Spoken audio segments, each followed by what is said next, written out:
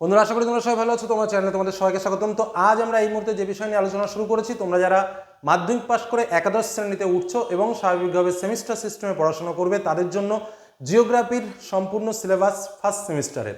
শুধুমাত্র সিলেবাস নয়, আমাদের কিভাবে পড়া উচিত বা আমরা কিভাবে পড়বো তার ডিটেলস আলোচনা কিন্তু আজকের এই ভিডিওতে করবো, এবং আমাদের কোন কোন চ্যাপ্টার রয়েছে, আমাদের কিভাবে পড়াশোনাটা করা উচিত, ডিটেলস আলোচনা কিন্তু রয়েছে। এবং তোমরা জানো যে আমরা বা বিশেষ করে জিওগ্রাফির ক্ষেত্রে আমি আমার কথাই বলে রাখি, কারণ এই বিষয়গুলো আমি তোমাদের ব্যক্তিগতভাবে বোঝাবো।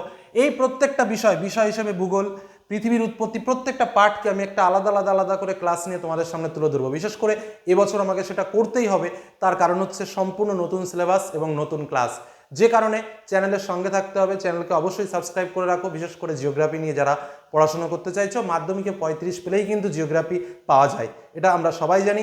এবং জিওগ্রাফিতে প্রচুর নম্বর ওঠে, শুধুমাত্র ক্লাস 11 নয়, ক্লাস 12-এর ক্ষেত্রেও কিন্তু একই বিষয় প্রযোজ্য। অর্থাৎ আমরা যদি মন থেকে জিওগ্রাফিকে ভালোবেসে পড়ি, তাহলেই কিন্তু আমরা ভালো রেজাল্ট করতে পারবো। তবে হ্যাঁ, একটা কথা বলে রাখি, যদি কারো ফাঁকি মেরে পড়াশোনা করার ইচ্ছা থাকে, অল্প পড়ে ভালো রেজাল্ট করার ইচ্ছা থাকে, তাহলে কিন্তু তার জন্য জিওগ্রাফি নয়। একদম স্পষ্ট কথা আমি বলতে ভালোবাসি। তোমাদের অনেকের স্পষ্ট কথা শুনতে খারাপ লাগে, কিন্তু যেটা বাস্তব আমি তোমাদের সেটাই বললাম। ভালোবেসে যদি খুঁটিয়ে বই পড়তে পারো এবং প্রচুর পরিমাণে পড়তে পারো, বুঝে পড়তে পারো, তাহলেই তার জিওগ্রাফি সুইটেবল। কিন্তু যদি মনে করো আমি ফাঁকি মেরে পড়বো, অল্প পড়ে বিশাল বড় কিছু করে ফেলবো, তার জন্য জিওগ্রাফি নয়, তার জন্য অন্যান্য অনেক সাবজেক্ট রয়েছে। কারণ জিওগ্রাফি সাবজেক্টটা তুমি যদি না বোঝো, তুমি যদি না বুঝে পড়ো, তুমি জীবনেও ভালো মার্কস পাবে না, একদম আমি লিখিত দেব।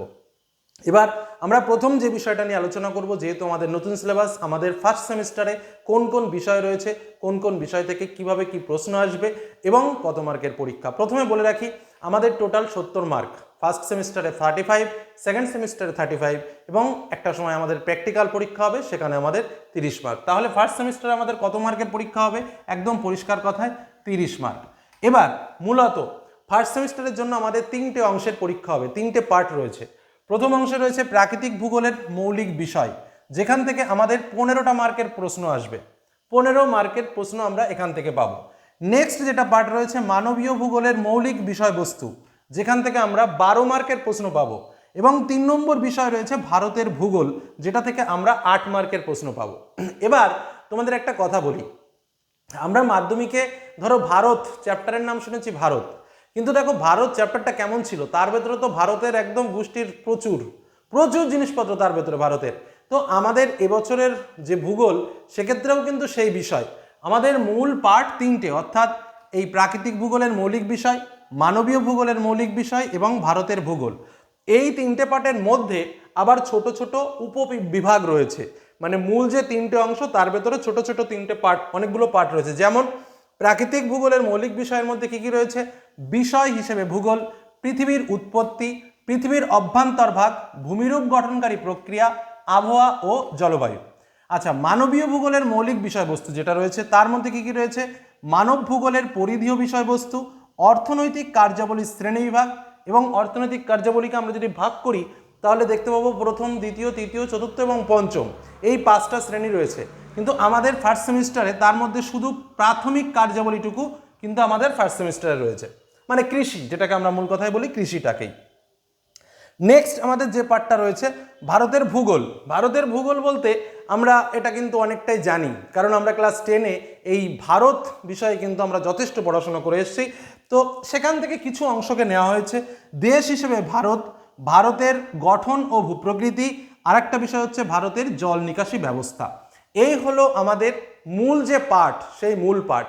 আমি তোমাদের কথা দিচ্ছি, খুব দ্রুত 1 মাস কি 1.5 মাস বা 2 মাসের মধ্যে আমরা যতদূর সম্ভব প্রত্যেকটা পার্ট, অর্থাৎ 1, 2, 3, 4, 5, 6, 7, 8, 9, 10, 11 এবং এই ভূমিরূপ গঠনকারী তারও 3-4টে ক্লাস এক্সট্রা লাগবে, মানে সব মিলে 15 থেকে 20টা ক্লাসের মাধ্যমে, একদম লাইভ ক্লাস, এক একটা ক্লাস প্রায় 1 ঘন্টার কাছাকাছি লাগবে। ঠিক এই ক্লাসগুলো নিয়ে একটা মানে কি বলবো, যেটা বলে চ্যানেল প্লেলিস্টে ফোল্ডার করে রাখবো বা ফোল্ডার রেডি করে রাখবো। তোমরা জাস্ট এই ক্লাসগুলো একটু মন দিয়ে করবে, তাহলে দেখবে ফার্স্ট সেমিস্টার নিয়ে আর কোনো সমস্যা হবে না। এটা হলো 1 নম্বর কথা। 2 নম্বর বিষয় আমি তোমাদের বলি, দেখো আমাদের যে বিষয়গুলো রয়েছে জিওগ্রাফি অ্যাজ এ ডিসিপ্লিন, অর্থাৎ প্রাকৃতিক ভূগোলের যে মৌলিক পার্ট, সেখানে আমাদের যে পার্টগুলো রয়েছে এই পার্টটা কিন্তু জিওগ্রাফিক্যাল থট বলে, আমরা যখন অনার্স পড়ছি তখন জিওগ্রাফিক্যাল থটের পার্ট বলা হয় এটাকে। এই পার্টটা কিন্তু আমাদের মানে বুঝে বোঝার জায়গাটা খুবই কম, মনে রাখতে হবে কে কবে কি করলো, কে এই করলো, কে কোন বই লিখলো, কোন টাইপসের ভূগোল, এটা কোন ভূগোল আলোচনা হয়, ওটা কোন ভূগোলে আলোচনা হয়, এইসব বিষয় তবুও কিছু বোঝার আছে, তোমাদের জানিয়ে দেবো। পৃথিবীর উৎপত্তি, এখানে কিন্তু বিভিন্ন মতবাদ রয়েছে, বিভিন্ন মতবাদ, ঠিক আছে। তার মধ্যে বিশেষ করে কি কি রয়েছে, ক্লাসিক্যাল থিওরি রয়েছে, কেন্ট কি বলেছে, জিন অ্যান্ড জেফ্রির ভূমিকা, কীভাবে পৃথিবীর উৎপত্তি হয়েছে, বিগ ব্যাং থিওরি রয়েছে এই পার্টটার মধ্যে। তারপরে দেখো পৃথিবীর অভ্যন্তরভাগ, এটা কিন্তু আমরা সেই ছোট্টবেলা থেকে পড়ে এসেছি। পৃথিবীর অভ্যন্তরভাগ মানে কি, মূলত interior of the earth, mantle, core আমরা পড়েছি, মানে গুরুমণ্ডল, শিলামণ্ডল, তারপরে তোমার কেন্দ্রমণ্ডল, তার মধ্যে আবার ওখানে অ্যাস্থেনোস্ফিয়ার রয়েছে, এইসব পার্টসগুলো কিন্তু ওখানে রয়েছে, সব ডিটেলস ক্লাস করে দেবো, খুব সুন্দর বোঝার জায়গা আছে এগুলো। নেক্সট যে পার্টটা রয়েছে সেটা হচ্ছে ভূমিরূপ গঠনকারী প্রক্রিয়া। যে পার্টটা আমাদের রয়েছে ভূমিরূপ গঠনকারী প্রক্রিয়ার মধ্যে আমাদের রয়েছে অগ্নুৎপাত রয়েছে, তোমার ভাঁজ রয়েছে, তারপরে তোমার আর্থকোয়েক রয়েছে মানে ভূমিকম্প রয়েছে, তারপরে মানে ভলকানিটি রয়েছে, তোমার আর্থকোয়েক রয়েছে, তারপরে তোমার রয়েছে হচ্ছে আর্থকোয়েক। এই 3-4টে বিষয় রয়েছে, কারণ এর ভেতরে কিন্তু সমস্ত বিষয়গুলো নেই। আগের বছর আগে আমরা যেটা করেছি চ্যুতি করেছি, চ্যুতিটাকে আমরা দেখতে পাচ্ছি না, তো যাই হোক এরকম কিছু কিছু বিষয় আছে, তো সেই বিষয়গুলো কিন্তু আমাকে এখান থেকে কমপ্লিট করতে হবে। নেক্সট আবহাওয়া ও জলবায়ু, যেটা ক্লাইমেট, ক্লাইমেটের ভেতরে যেটা ভাইটাল রয়েছে অ্যাটমসফিয়ারের একটা বিষয় রয়েছে, সেই বিষয়টা জানতে হবে, এবং বিভিন্ন কম্পোনেন্ট অফ অ্যাটমসফিয়ার মানে অ্যাটমসফিয়ারের যে ধরনের উপাদানগুলো রয়েছে সেই বিষয়গুলো সম্পর্কে জানতে হবে। আচ্ছা, নেক্সট আমাদের যে বিষয়টা জানতে হবে সেটা হচ্ছে থার্মাল ক্যারেক্টার, ওজোনোস্ফিয়ার বা বিভিন্ন যে স্পিয়ারগুলো সম্পর্কে রয়েছে সেগুলো জানতে হবে, এবং ওজন সম্পর্কে মানে ওজন ফর্মেশন অ্যান্ড ডিস্ট্রয় যেটা পদ্ধতি, মানে ওজন গ্যাসের গঠন এবং ওজন গ্যাস কীভাবে ধ্বংস হয়, এই ওজন সম্পর্কেও একটু ডিটেলস জানতে হবে। মানে যে আবহাওয়া মানে যে একটা বিশাল বড় ব্যাপার, জলবায়ু মানে যে একটা বিশাল বড় ব্যাপার সেরকমও কিন্তু নয়, তার ভেতরে কিছু কিছু খণ্ড আছে, কিছু কিছু বিষয় আছে। তোমাদের কিভাবে পড়া উচিত আমি তোমাদের বলি। তোমরা অনেকেই ভাববে কি আমরা একটু সহায়িকা বই পড়ি, আমরা একটু শর্ট কোশ্চেন পড়ি। দেখো তোমরা যদি ভালো রেজাল্ট করতে চাও, আমার কথাটা একটু মন দিয়ে শুনে নাও, সব থেকে দামি কথা বলছি এই ভিডিওর মধ্যে, বই পড়ো, পাঠ্য বই, সহায়িকা বই ভুলেও নয়, অন্তত এই মুহূর্তে নয়। সব পড়াটা হয়ে যাবে, তারপরে নিজেকে মানে যাচাই করার জন্য সহায়িকা বই পড়ো। কারণ জিওগ্রাফি বুঝতে গেলে, জিওগ্রাফির প্রশ্নের উত্তর করতে গেলে, জিওগ্রাফি শিখতে গেলে কোনোদিনও সহায়িকা বই বা এমসিকিউ বই তোমাকে উপকারে আসবে না, ব্রেনকে হ্যাং করে দেবে। বারবার বলছি, যে যত পারো একটার বদলে 2টো পাঠ্য বই পড়ো, সেটাই তোমাকে কিন্তু কাজে লাগবে। বুঝে পড়ো, বারবার একটাই শব্দ আর দ্বিতীয় কোনো শব্দ নেই। অনেকে ভাবছো স্যার সব তো এমসিকিউ, বিশাল পারবো, ক্যাচ করা পারবে। বুঝে পড়ো, ব্রড কোশ্চেনে পারা খুবই সহজ, এমসিকিউ কোশ্চেন চিন্তে পড়বা কিন্তু ভালোভাবে না বুঝে পড়লে, এটুকু মাথায় রেখো। কারণ এমসিকিউ কোশ্চেনই বাস্তবিক পক্ষে টাফ কোশ্চেন, যদি প্রশ্ন সেইভাবে আসে টের পাবা। নেক্সট পরবর্তী প্রশ্ন বিষয়ে চলে আসি। মানবীয় ভূগোলের মৌলিক বিষয়, মানবীয় ভূগোলের পরিধি এবং বিষয়বস্তু। এখানে জাস্ট ওই বিভিন্ন কনসেপ্টগুলো আছে, বিভিন্ন টাইপসগুলো আছে, এটা খুবই নর্মাল একটা পার্ট। নেক্সট হচ্ছে অর্থনৈতিক কার্যাবলীর শ্রেণীবিভাগ। আমি তোমাদের বললাম বিভিন্ন রকম কার্যাবলী আছে, প্রথম, দ্বিতীয়, তৃতীয়, চতুর্থ, পঞ্চম, তার মধ্যে আমাদের সিলেবাসে সেই পার্টটা পড়তে হবে, এবং তার সঙ্গে প্রাথমিক কার্যাবলী মানে কৃষি টিষি এইসব পার্টগুলো আছে, এবং নট অনলি কৃষি, তার সঙ্গে বিভিন্ন টাইপস অফ কৃষি কিন্তু আমাদের রয়েছে, বিভিন্ন টাইপস অফ এগ্রিকালচার যাকে বলা যায়, যেমন ব্যাপক কৃষি, স্থানান্তর কৃষি, তারপরে তোমার প্রগাঢ় কৃষি, নিবিড় কৃষি, জীবিকা সত্তাভিত্তিক কৃষি, বাণিজ্যিক কৃষি, বিভিন্ন ধরনের ব্যাপক কৃষি, এই ধরনের ক্লাসিফিকেশন রয়েছে। সেগুলো কোথায় হয়, সেই কৃষির বৈশিষ্ট্য কী, সেই কৃষির ধরন কী, এই সমস্ত বিষয় নিয়ে কিন্তু এখানে আলোচনা রয়েছে।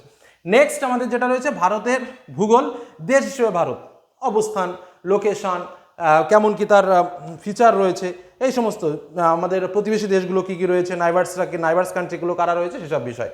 ভারতের গঠন ও প্রকৃতি, স্বাভাবিকভাবে আমরা ক্লাস 10-এই এই বিষয়টা নিয়ে আলোচনা করেছি যে আমাদের ইন্ডিয়ার যে ক্লাসিফিকেশন রয়েছে, যে জোনগুলো রয়েছে, যে 8টা রিজিয়ন রয়েছে, সেই 8টা রিজিয়ন সম্পর্কে স্পেশাল আলোচনাগুলো এই চ্যাপ্টারে রয়েছে। নেক্সট বিভিন্ন অঞ্চল, একদম পরিষ্কার কথা, গঠন বলতে আমরা যেটা মূলত আমাদের সিলেবাসে রয়েছে ভূপ্রকৃতির যে 8টা বিভাগ রয়েছে, সেই 8টা বিভাগ সম্পর্কে আলোচনা, এবং কোন বিভাগের উৎপত্তি কেন হয়েছে, কীভাবে হয়েছে, এই হলো আমাদের মূল বিষয়। আর নেক্সট আরেকটা পার্ট আমাদের যেটা রয়েছে সেটা হচ্ছে ড্রেনেজ প্যাটার্ন। দেখো এই জায়গাটা কিন্তু বুঝতে হবে, ড্রেনেজ প্যাটার্ন মানে আমরা এর আগে একটা ড্রেনেজ প্যাটার্ন ছিল, সেটার প্যাটার্নটা কিন্তু একটু অন্যরকম ছিল। এবার বলেছে দ্য ইন্ডিয়ান ড্রেনেজ প্যাটার্ন, অর্থাৎ ইন্ডিয়ার যে ভারতের যে আমাদের নদ নদীগুলো আছে, সেই নদ নদীগুলোর কেমন ফিচার দিয়ে চলে, কিভাবে চলে, কোন লেভেলে চলে এবং তাদের গঠন কেমন, তারা কোন প্যাটার্নে চলছে সেই বিষয় নিয়ে আলোচনা। তো ওভারঅল আমাদের ফার্স্ট সেমিস্টারে যে পার্টগুলো রয়েছে জিওগ্রাফির ক্ষেত্রে মজা হবে পড়তে, এটুকু বলতে পারি। আর এখান থেকে মূল যেটা তোমাদের আমি বললাম যে এখান থেকে আমাকে শিখতে হবে, এখান থেকে আমাকে বুঝতে হবে। তো এই হলো আমাদের সিলেবাস, এই হলো আমাদের মূল বিষয় এবং প্রত্যেকটা বিষয়ের মধ্যে কার ভেতরে কি কি রয়েছে। দেখো আমি তো ওভারঅল ক্লাস করাচ্ছি না, আমি তো তোমাদের বলছি যে একটা পার্ট বোঝাতে আমার 1 ঘন্টা করে লাগবে ন্যূনতম। তোমরা যদি ভালোভাবে ক্লাস করো তো সেই 1 ঘন্টা করে ক্লাস, তো আমি টোটাল বিষয়ের মধ্যে কি কি রয়েছে আমি জাস্ট সেটা তোমাদের বললাম। আমাদের কিভাবে প্রশ্ন আসবে, কত মার্ক করে কোন পার্ট থেকে প্রশ্ন আসবে সেটা তোমাদের বললাম। তো চ্যানেলের সঙ্গে থাকো, প্রত্যেকটা জিনিস তোমরা পেতে থাকবে।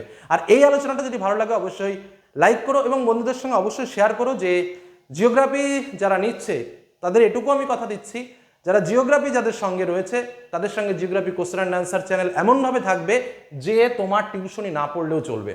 ঠিক সেরকমভাবেই কাজটা করার চেষ্টা করব। তবে ক্লাস যে কটা আমি নেব, লাইভ ক্লাস আমি যে কটা করাবো সে কটা ক্লাস কিন্তু মন দিয়ে করতে হবে। শুধু এটুকুই বলে আজকের আলোচনা শেষ করছি। ধন্যবাদ, চ্যানেলের সঙ্গে থাকো।